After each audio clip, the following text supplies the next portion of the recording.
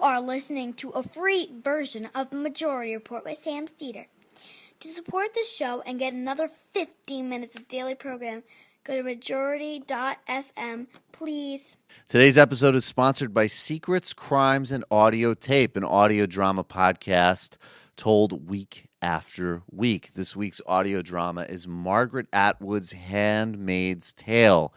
The Handmaid's Tale takes place in a dystopian future where handmaids are assigned to bear children in a totalitarian theocracy that has overthrown the United States. This is not a comforting listen at this time in American history. It's very relevant. It's a very cool episode and podcast. You should definitely check it out. Listen to the first couple episodes today on Secrets and Crimes and Audio Tapes on iTunes, Stitcher, the Wondery app on Android, or wherever you listen to podcasts. The Majority Report with Sam Cedar. It is Tuesday, January 10th, 2017. My name is Michael Brooks, and this is the four-time award-winning Majority Report. We're broadcasting live steps from the industrially ravaged Gowanus Canal in the heartland of America, downtown Brooklyn, USA.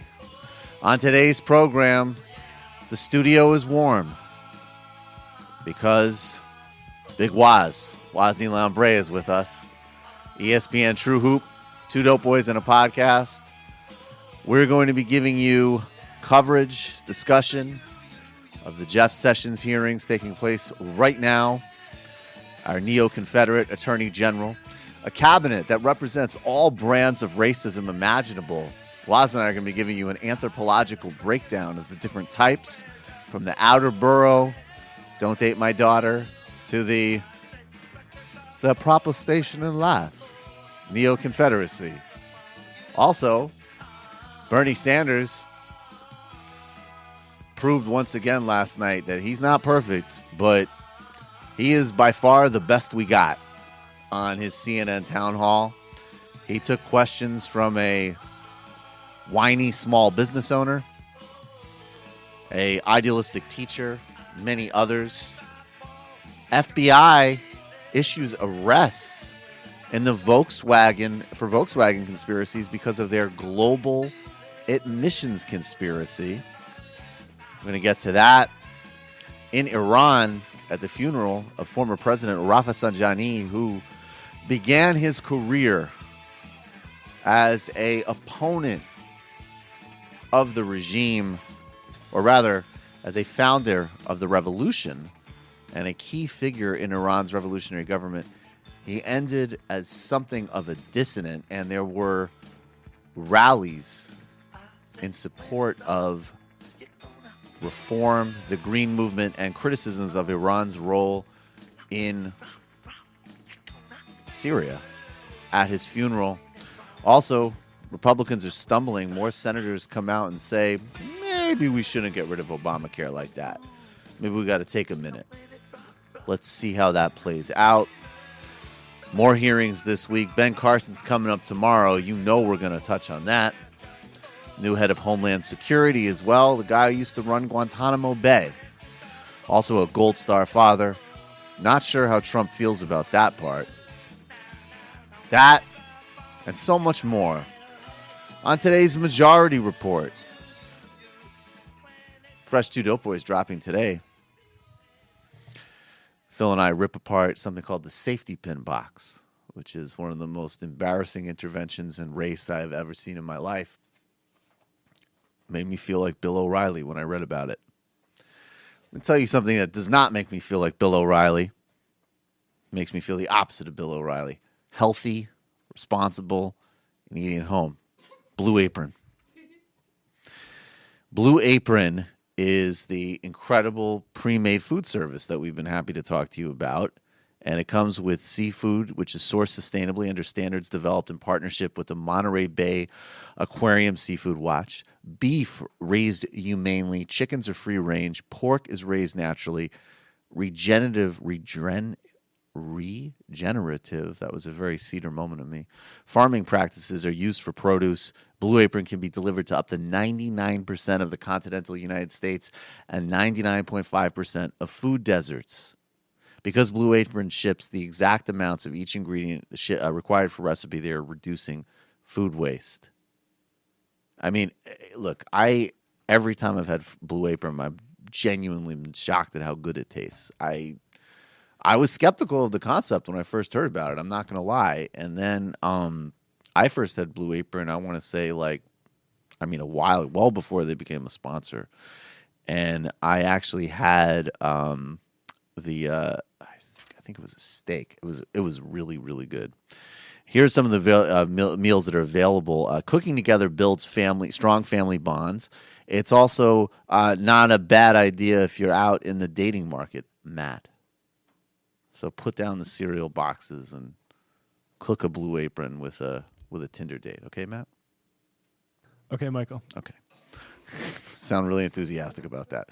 I'm not lying. It's a good. And if it comes pre-made, it will taste good. Like, you don't have the pressure riding on you of like, how am I actually going to make this? Because that scenario can blow up in your face, as Woz knows. Yeah, you're not even on mic yet. Yeah. I always get the shots in before someone's on mic. Yeah. No, I know. Yeah, tell me. Anyways, research shows that Blue Apron families cook together nearly 3 times more often. That actually is pretty amazing. Seared pork chops with these are some of the meals that are available in January. Seared pork chops with farro and cranberry chutney, spaghetti squash and marinara with mushrooms and garlic knots, spicy shrimp and Korean rice cakes with cabbage furikake, which sounds amazing. That's the one I'd go for. I like Asian food. Check out this week's menu and get your first 3 meals free with free shipping by going to blueapron.com/majority. You'll love how good it feels and tastes to create incredible home-cooked meals at Blue Apron, so don't wait. That's blueapron.com/majority. Blueapron.com/majority. Blue Apron, a better way to cook. Let's get to our first piece of sound real quick. As we all know, and of course, the great Woz is with us now. He's in studio. We'll get on to him. Is he on? Well, I guess we'll take that break and then get him on camera. Or is he already on camera? Okay, cool. I don't know. You tell me. All right, great. So let's go over this together. This is Senator Sessions' hearings are happening this morning, and I mean, I tweeted out yesterday that Jeff Sessions was too racist for Reagan's America, which says something. We went over yesterday his record on everything from voting rights to civil rights to comments he's made to his views on immigration. And it really sort of boils down to that there is one group of people that should be very, very excited about this nomination. And a couple of really astute protesters in D.C. this morning had the right idea. They showed up in the proper attire to express the proper support for Donald Trump's nominee for Attorney General. Let's take a look.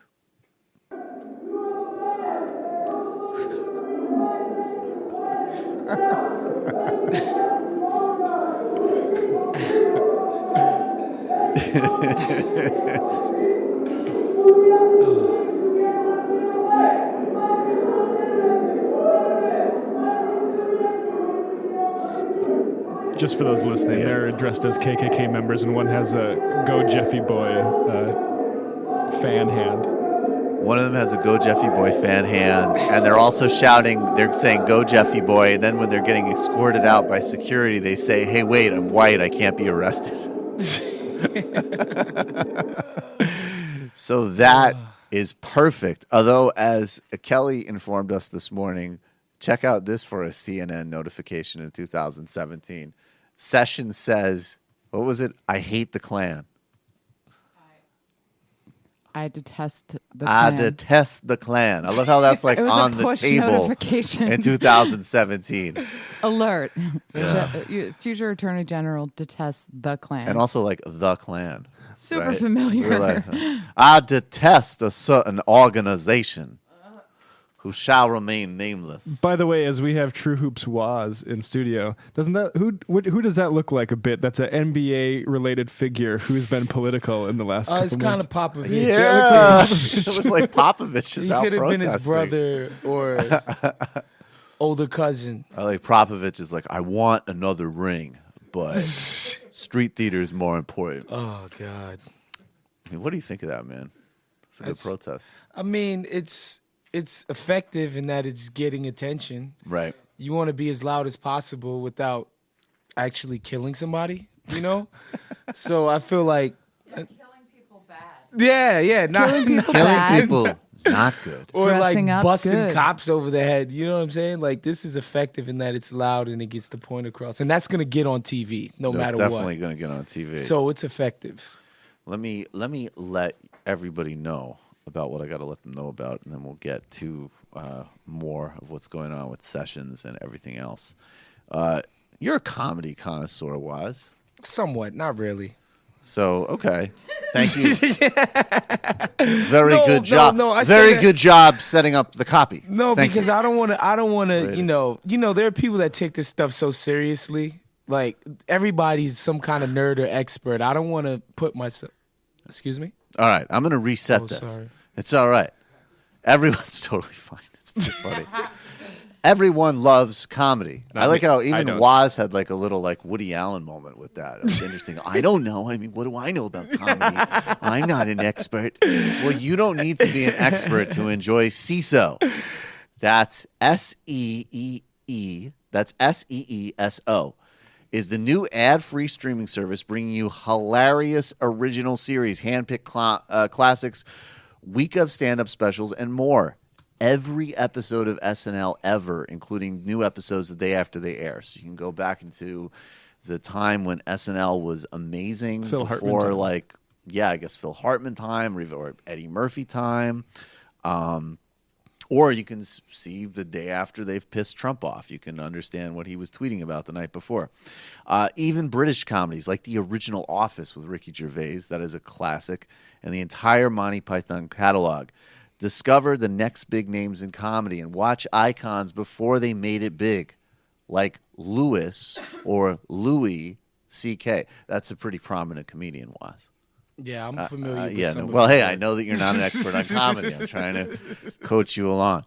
Hannibal Buress, African American comedian, Was. Well, you know, all black people know Yeah, each other. yeah. He's on okay, the Eric Andre show. He's on the Eric Andre show, and also was a writer for 30 Rock. Chelsea Peretti, and the man who made Bill Cosby's life different. Chelsea Peretti, Amy Schumer, Bo Burnham, and so many more. CISO is ad-free and just $3.99 a month. It's a great deal. Yeah, and I mean, actually, when I was on CISO recently, I honestly did just rewatch The Office with Ricky Gervais. I'm not going to lie. I think that is like peak uncomfortable as anything and hysterical. And the American Office actually wasn't even bad. Like it was, Right. It was a good American version of it. But the British Office that's a singular viewing experience. So that's what I took advantage of my CISO time to And they don't rewatch. beat a dead horse over there, so you can just watch the whole thing over the course of a weekend. Yeah, exactly. And if you want the best new original comedy, you want CISO. And right now, my listeners can try CISO try CISO free for 2 months. Waz is jumping on it right now because he's trying to become a comedy expert. When you use promo code MAJORITY at checkout, just go to CISO.com right now. Sign up for 2 months free with promo code MAJORITY at checkout. That's CISO.com, promo code MAJORITY. Just give me one snowpocalypse. and One I'll get there. snowpocalypse? Yeah, that's it. All right. Locked in the house, and I'll. That kind of was happening this weekend, Yeah, actually. that That was definitely why happened. because we were gonna It was bad. do something. We were gonna dress up as Klansmen to protest Sessions, but our plans got canceled. You were going to dress up as Clarence Thomas, and I was going to dress up as a Klansman, and we were going to protest for Jeff Sessions. This is another thing that I did that was incongruent with the weather, actually, which is that I shaved. I had a beard, but I wanted to get rid of it. It was getting too just uncomfortable and itchy, and I don't like when I like the stubble. Yeah. I don't like the whole like woodsman thing. I remember that one time I was seeing this girl and she was visiting Vermont, and she texted me. She said, "Everybody here looks like a lumberjack," and I happened to be at a bar in Bushwick, and I tweeted her back, and I was like, "Everyone here looks like a lumberjack." Like, it just gets silly. And so sometimes you got to shave it off. You got to get clean, and that's of course why I reach for my Harry's blade. And what I love most about Harry's is the closeness, the smoothness of the shave. I have sensitive skin, and it gets the job done every time. Does a great job. As soon as I used Harry's before they were a sponsor, in fact, and I've never looked back. For decades now, one big razor company has relentlessly increased prices and reaped immense profits at the expense of their customers. See, we could read that like Bernie. So Jeff and Andy, two ordinary guys who were fed up with getting ripped off, started Harry's to fix shaving. Harry's knew that the only way to ensure quality was so that Harry's knew that there was only one way to ensure quality, so they bought their own factory. By taking less profit and selling you directly over the internet, Harry's offers their blades at half the price, just $2 a blade compared with $4 you'll pay at the drugstore. And here's what you get with Harry's. Harry's razors include everything you need for a close, comfortable shave: a weighted ergonomic handle, five precision engineered blades with a lubricating strip and a trimmer blade, rich lathering shave gel, a travel blade cover. And here is the offer that is just for Majority Report listeners. Harry's is so confident, and this really is very confident, in the quality of their blades, that they want you to try their shave set for free. For free. Just like healthcare should be in this country. You heard that right. You just cover shipping when you sign up. Plus, as a special offer to the fans of the show, go to Harry's right now, to Harry's.com right now, enter code Majority Report at checkout, and get a post-shave balm also for free. That's Harry's.com, code Majority Report. Harry's.com, code Majority Report. And we will not go to break because we are here. We talked a lot about Jeff Sessions yesterday, and I think that, in some respects, there isn't a great deal more to add. I mean, everything is on the record.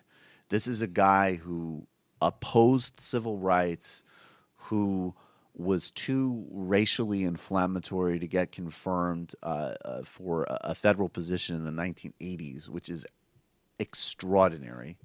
I mean, it's honestly, it's just extraordinary. And, he didn't reverse himself on anything. I think he stylistically reversed himself. And what kind of concerns me, and I want to play this sound because we do already have some sounds from the hearing, not just the great protest that came forward. There's a lot to learn in this, Waz. So let's break this down. Senator Susan Collins, who is the only kind of, I hesitate to call her a moderate, but if anything exists, such as a Republican moderate in the current United States Senate, it would be Susan Collins from Maine. She's in a tricky political position, in fact, because traditionally, like, the New England political Republican moderate thing works as a brand, but now you got a situation in Maine where actually the Republican Party there, even though it's not a Republican state, has gone completely off of the deep end. I mean, LePage, the governor of Maine, is kind of like the precursor to Trump. Wow, he's like crazy. Unfunny Trump. That's crazy that's happening in Maine. It's crazy. Not happening amongst the Republicans. Yeah, right, exactly. I know. They're a total outlier. Total outlier. But this is Susan Collins, who has a reputation. She couldn't endorse Trump. She's pro-choice. And so people are looking to her. And maybe, she'll block repealing Obamacare. But this is her doing a character confirmation testimony for Jeff Sessions this morning. And just bear in mind again that Jeff Sessions is a guy who we know, it's reported he called a fellow prosecutor boy. He said the NAACP was un-American. He, and then even in the Senate testimony in the 80s, basically said, it was wrong to call them un-American. They may be a threat to our national security. And was one of the earliest people to endorse Donald Trump. So bear that in mind when you hear Susan Collins, a quote-unquote moderate, and then pay very close attention to what she's talking about Jeff Sessions having done that demonstrates his anti-racist civil rights bona fides. Let's check this out. I have never witnessed anything to suggest that Senator Sessions is anyone other than a dedicated public servant and a decent man. In 1980, long before he ran for the Senate or even dreamed of being Attorney General, Jeff Sessions sponsored the first African-American member of the Mobile Lions Club. As U.S. Attorney, he provided leadership in the successful convictions of 2 Klan members who had murdered an African-American teenager. As ranking member of the Senate Judiciary Committee in 2009, he appointed the first African-American to serve as chief counsel to the Republican members. My friends, these are not the actions of an individual who is motivated by racial animus. Why don't you take it from there for a second, Woz? I got my thoughts on this, but I want to know what you're out of the gate with on this one. The prosecuted 2 murderous Klansmen.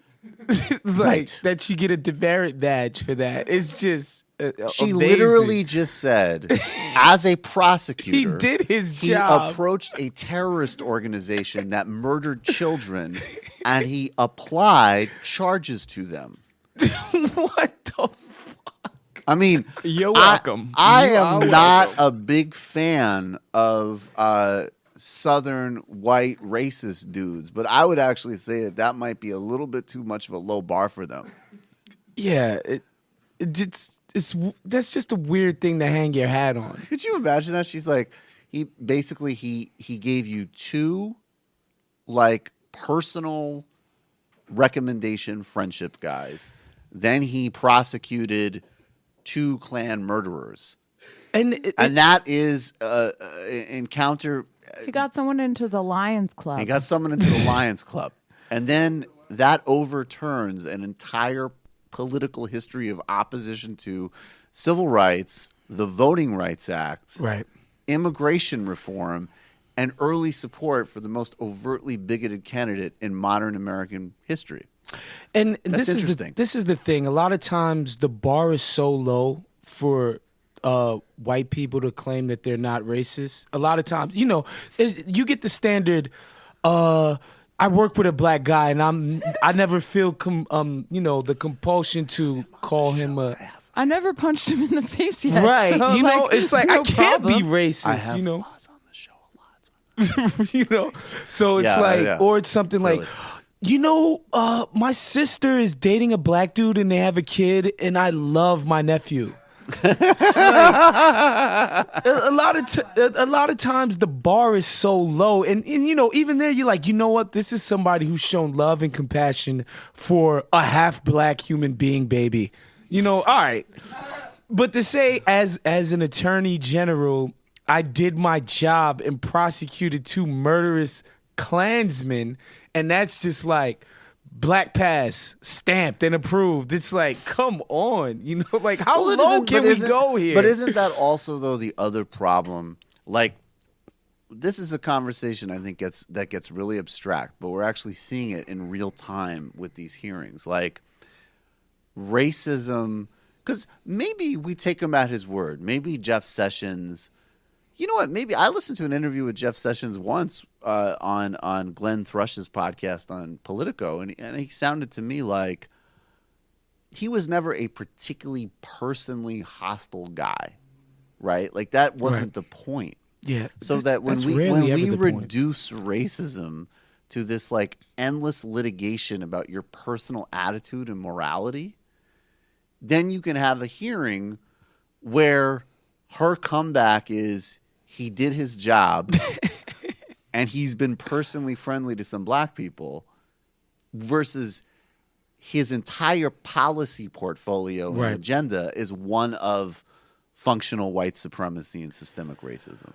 Right. Because if we open if that's always the conversation, if it's just about like what's quote unquote in your heart, then okay. Because I mean, I don't know what's in his heart. I mean, the conversation is always the same to me. It's like this guy has shown hostility in his actions Yes. towards a certain group of Americans in the past. He didn't call a bunch of people N-words publicly. Like a lot of times that's basically the threshold right there. Yeah, Like, have exactly. you ever publicly used the N-word? Well, he has. That's the other thing. That in the 80s, he Right. didn't get I the have judge. never called Mr. Figures boy. So it's and a lot of times, I think that's what you're signaling when you're Jeff Sessions or you're a Republican appointee. It's like, can you signal to Republican voters that, look, I'm not the guy that liberals caricature. That's the line. That's it. It doesn't matter if you're hostile again to a certain group of Americans. It's just, are you not the person that gets caricatured on Dave Chappelle's show? Yeah, basically. But I mean, and I also think, And that's all you have to do. Well, you guys are making it very personal, and I've read some articles, but I don't know his exact record. But he has a very, very bad civil rights record. Yeah. That's the point. So we don't And need to that's a know good what's in thing. his heart. Well, that's what We we're don't need saying. to That's know what what's I'm in his saying, heart. and that He's was not that was appropriate. Susan Collins' whole opening testimony. Right. He's a nice guy. Yeah, exactly. Like, don't worry about it. I mean, look, we went over it yesterday, but I'll go over it again. Oh. He's a strong supporter of the Shelby decision, which gutted the Voting Rights Act. That's the Shelby County versus Holder decision. He, would not take on many voter suppression cases throughout most of his career. And we have, again, like the personal comments, not to mention the Klan comment of, I liked them until I found out that some of them smoked marijuana, when I thought that we should have had the guys protesting should have come out with, they should have said, like, they should have had like an anti-weed sign with them too, to call back to that joke. But I think that's, and then you're going to see in those hearings, we didn't have time to pull from this, but the other thing that's coming up in those hearings is that the track for Republicans will be first establish the threshold that we're talking about that doesn't matter. Are you personally an asshole? Always. No. There was a black lady that slipped on some ice, and I saw you rather chivalrously offer her your arms. Did you not do that, Senator? Yes, Senator, I did. I took a shower after. Oh, probably shouldn't have said that joke. But you know what I mean. So they're going to do that. But then Cornyn, and maybe we'll get back to it later if we have time to pull it later, but I was listening right before we went on air. He basically started opening up a whole series of questions on, like, do you think it's appropriate to ever attack a police officer? Do you think it's appropriate to ever use violence against a member of law enforcement?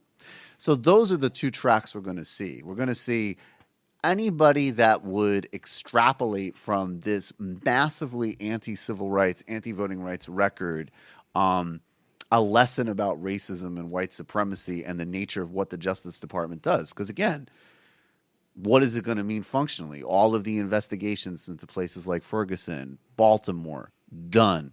Out the window. We're not doing anything on policing. We're not doing anything.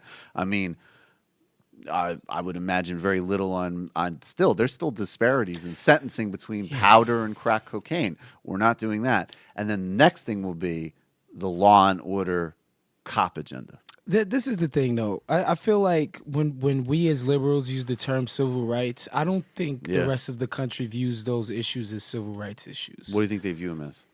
Limp wrist liberal bullshit issues, Yes. Yeah.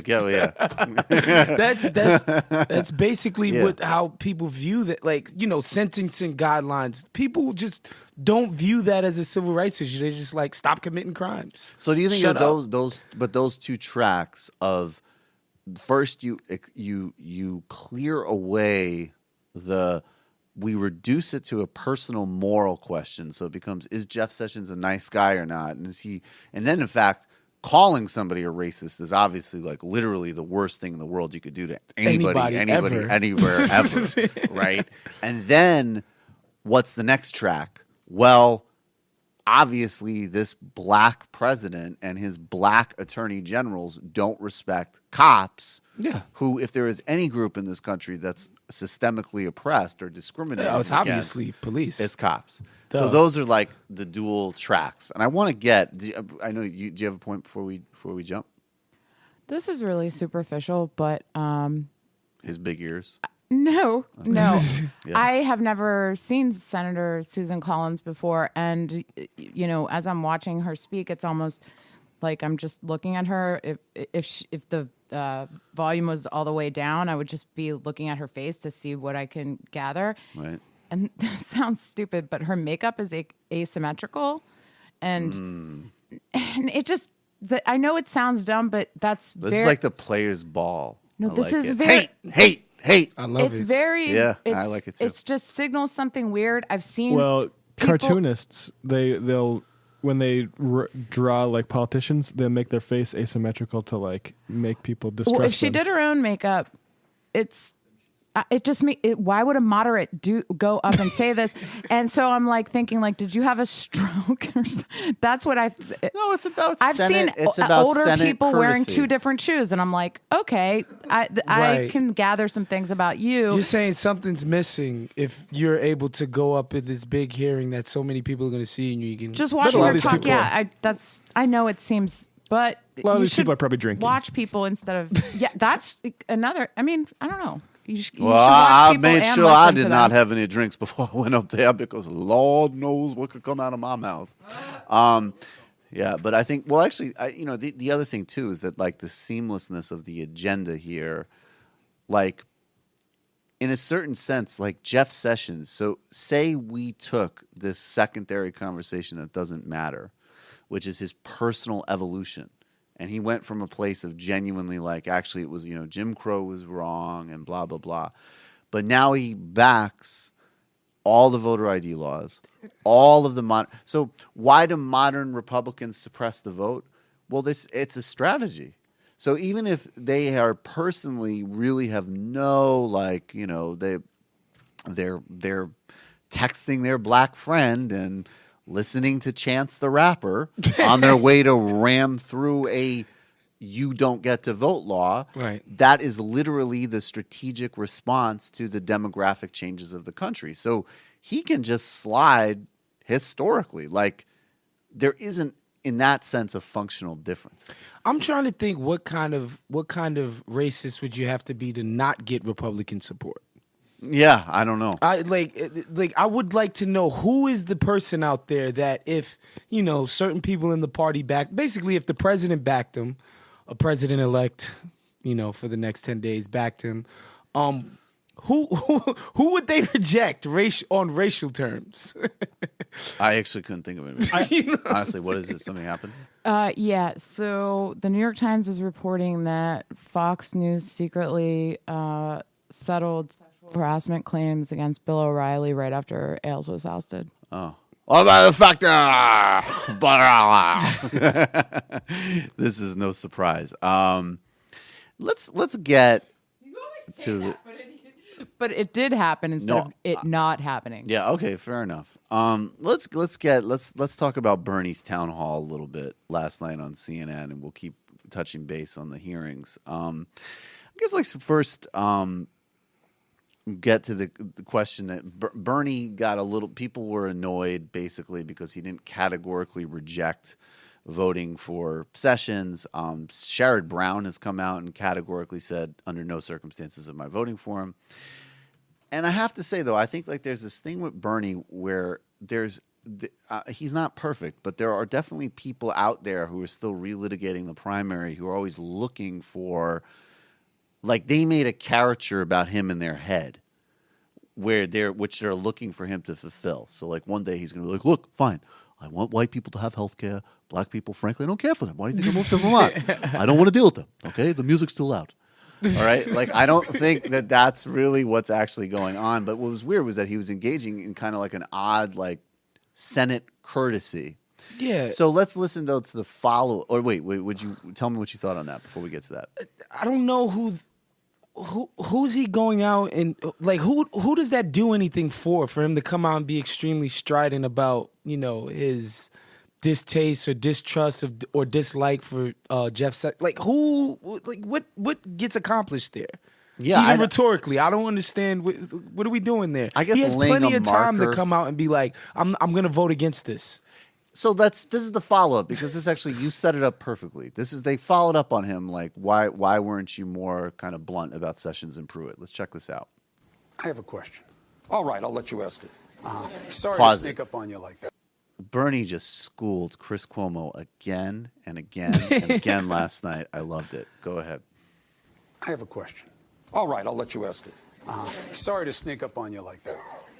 Jeff Sessions, you say you have real concerns about what he did with respect to the Voting Rights Act. Pruitt, you say you have real concerns about the fact that, in your words, he's a climate change denier. But you say you won't commit to voting against them. How do you vote for someone who you think is a climate change denier? How do you vote for someone in Jeff Sessions that you think may have a problem towards voting rights? Right. All that I am doing here is trying to be polite. It's too late to be if polite. I No said, time for that.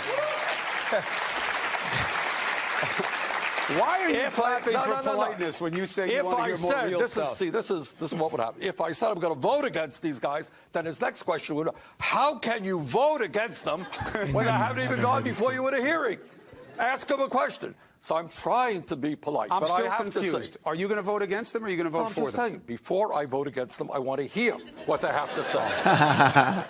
All right? Does it matter what they say if you are determined? Of course it matters what they say. You know, but I think I know what they're going to say, but I think you got to give people the courtesy of So you're not inclined to vote for them? Good, thank you. You a lawyer? I am. You went to law school. All right, I do that. All right.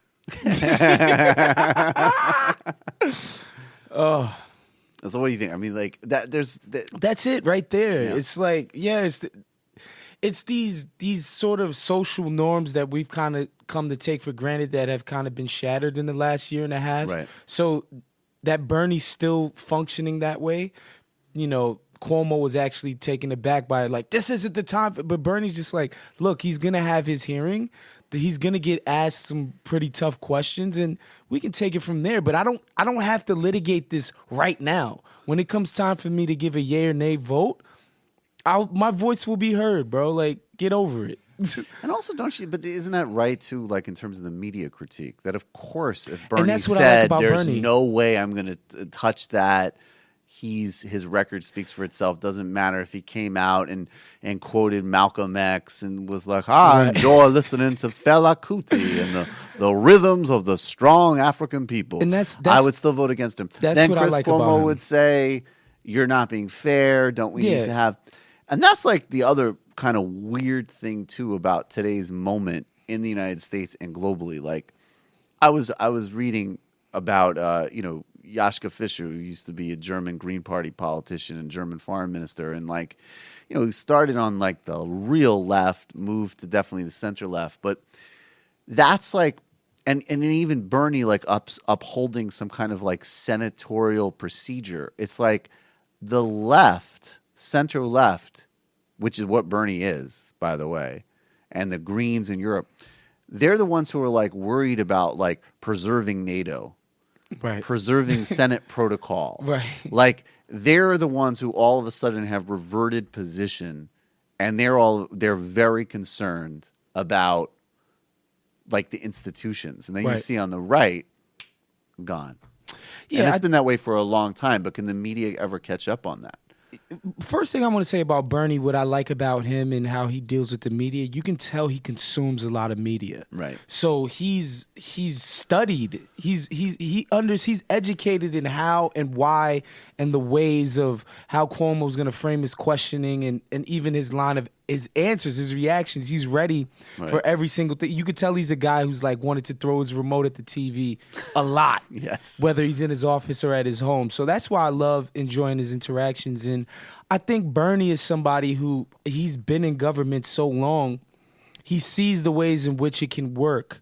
And that's why he's invested in, keeping the institution intact. Yeah. Like if you've been a part of something for so, and you can see all the good in it, he's able to still see the good in that institution. Whereas somebody like me, I'm like, it's gonna get hard. It's a rough one. It's gonna get That's hard a rough to one. get back there. But actually, you know what I'm wondering too, like, because I feel like, obviously I cover primarily politics, and then Dope Boys, we do, that's culture, business, but it still is in an orbit of generally a certain political perspective. But when you're in conversations like in sports media, but I know True Hoop, you guys touch on everything. Right. You're, and what I guess I'm wondering is like the attitude that is exemplified in the quote, in the mainstream media, the corporate media, all the things that we always have been talking about, like, the false equivalencies. Right. Obama, and you remember how it was during Obama, like, well, yeah, the Republicans blocked all of his court nominees and said that he was a member of the Nation of Islam. But, Obama was kind of rude to Eric Cantor once. So I think we all know that that's, both sides need to be more bipartisan, all that nonsense, which is like we're constantly criticizing. But I felt like before Trump, there was still more currency, like in people who kind of covered sports more casually, like if it wasn't their kind of main thing, or even like in culture of wanting to give deference to that kind of false equivalency. And I'm wondering if you think like in sports world or in the broader world for people who are touching on politics, do you think that like that's starting to crack with just that overwhelming weight of like wouldn't give a Supreme Court justice hearings,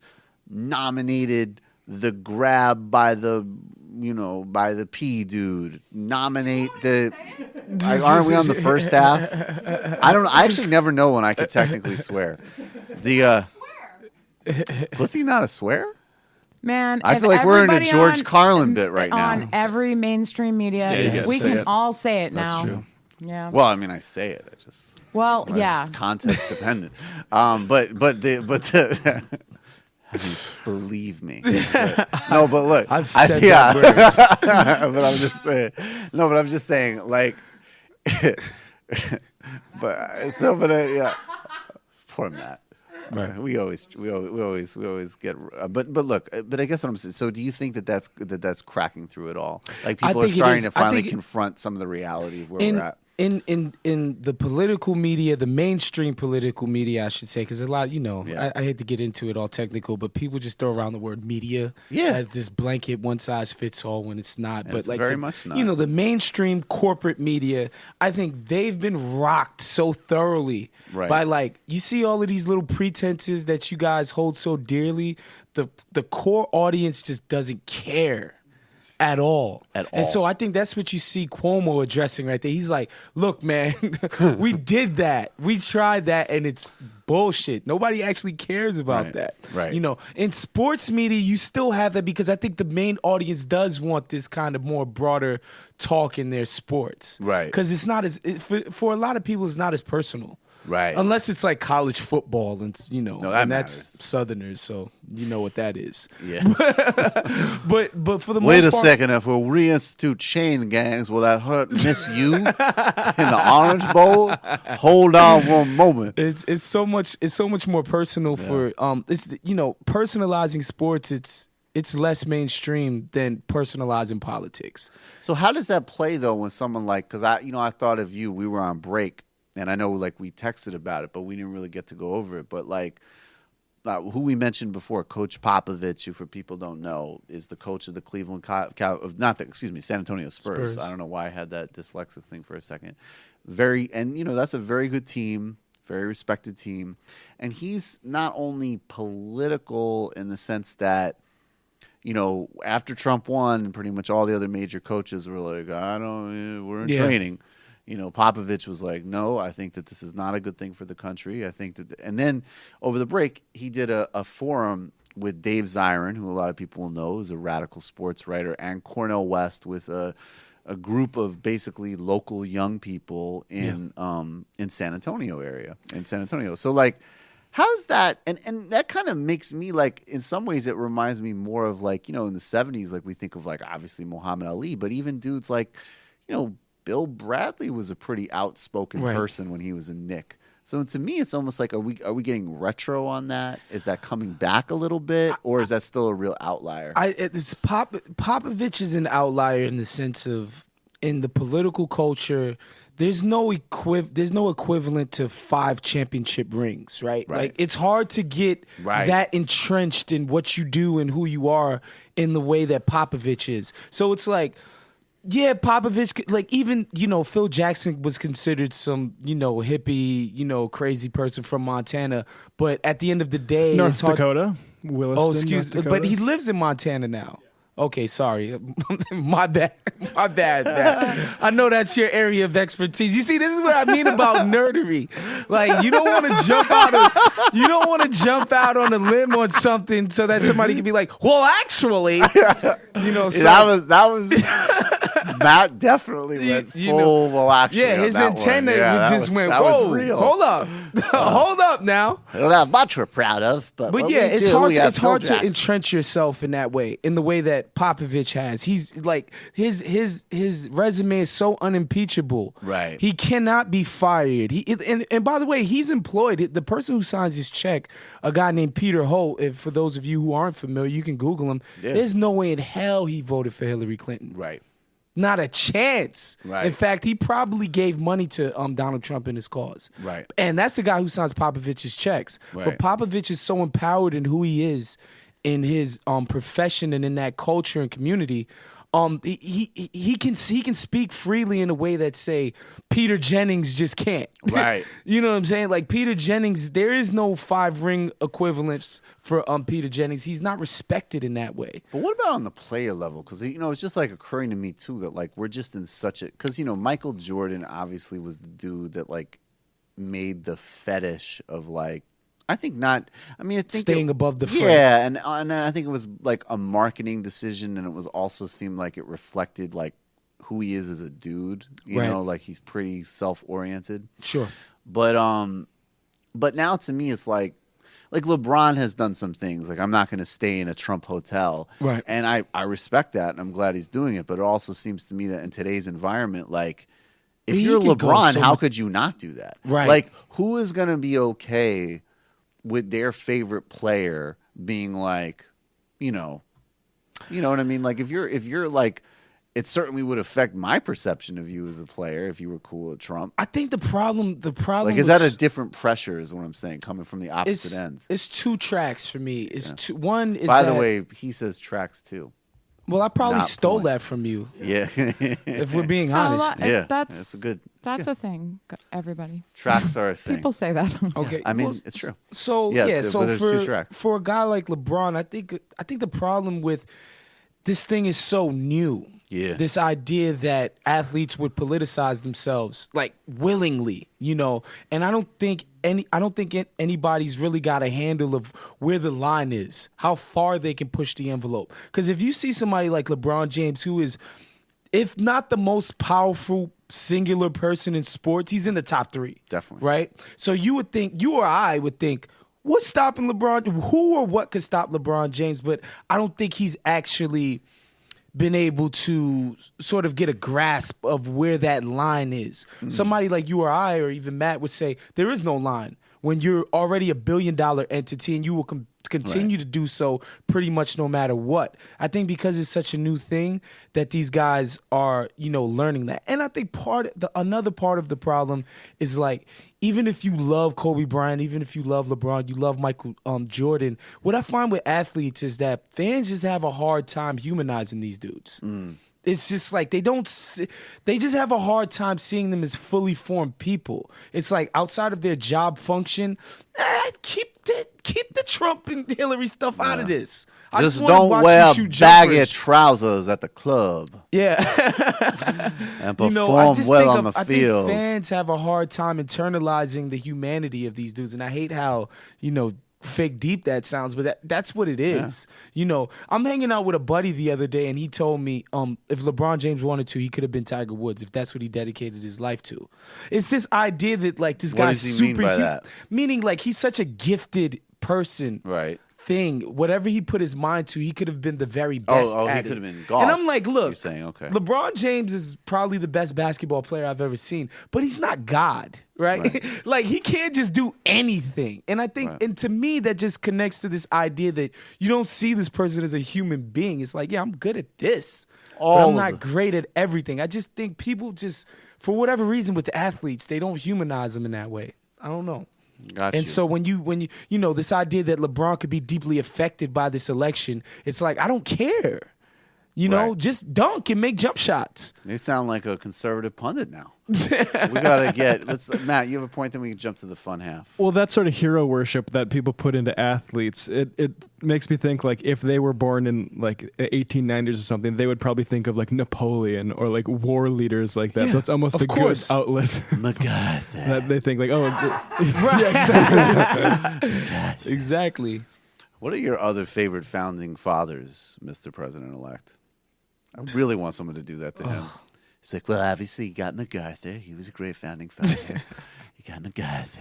All right, we're going to get into the fun half. We have a lot more sound from that Bernie event. We're going to check in on the Sessions hearings. I'm going to talk about Rafa Sanjani in Iran because Waz keeps pushing me to get on that. And we'll take your calls, 646-257-3920, 646-257-3920. The IMs are open. Subscribe to The Majority Report if you don't already on iTunes. Write The Majority Report a review. Check out our sponsors page. That's all the ways that you can find out about all the deals that you get. Remember, for members, the ads are cut out of the podcast, but they're included in the podcast descriptions. They're edited out artisanally by me every single day. Yes, they are. You should see the rage on Matt's face while he does that editing. The scissors. Yes, he does. He sort of listens to Nixon talk about bombing Cambodia at 2.5 speed, and he edits it out. We got... Wait, what is it higher than that? Faster? Oh, my God. Matt's at like 5 times right now. Wow. Zen master. Subscribe to Two Dope Boys in a Podcast if you don't already. We get a lot of reviews on that show. And I also know that the one that dropped today is going to be entertaining. They're always entertaining. This one...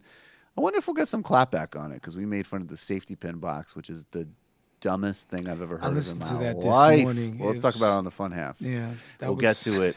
646-257-3920. We'll see you all in the fun half.